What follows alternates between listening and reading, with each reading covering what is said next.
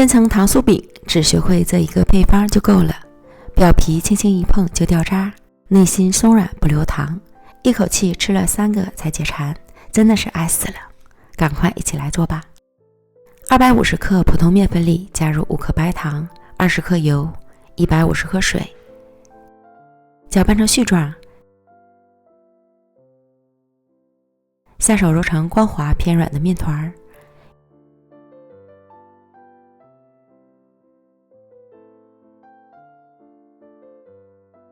用保鲜膜包好，先放一旁。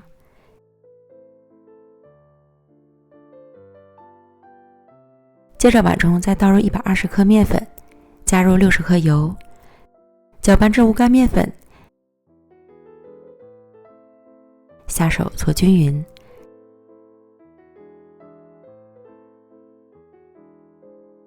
整理成团儿，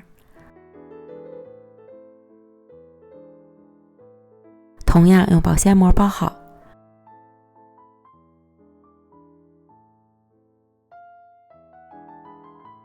和水面团放到一起，醒面半小时。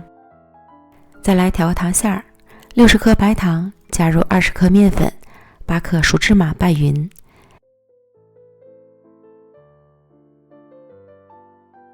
喜欢吃红糖，也可以将白糖换成红糖。先放一旁备用。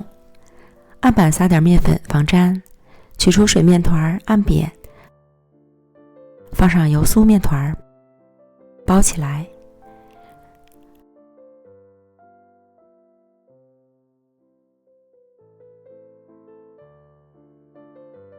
收口捏紧，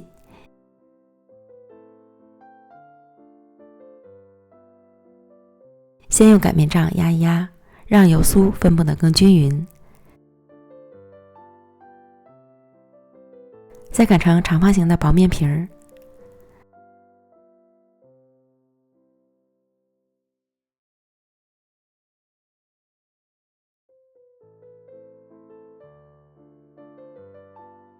从窄的一头卷起来，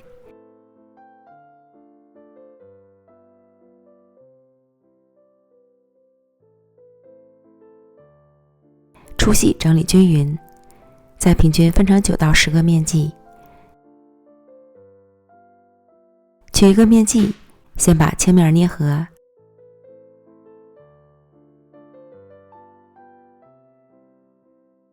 再擀薄，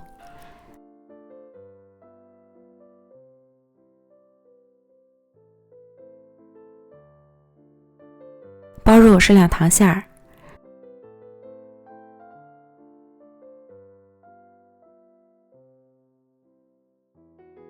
收好口，团圆，再正反面擀成小圆饼。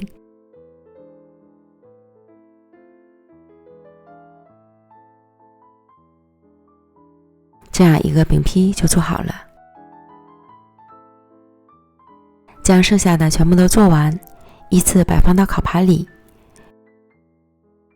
表面刷一层蛋黄液，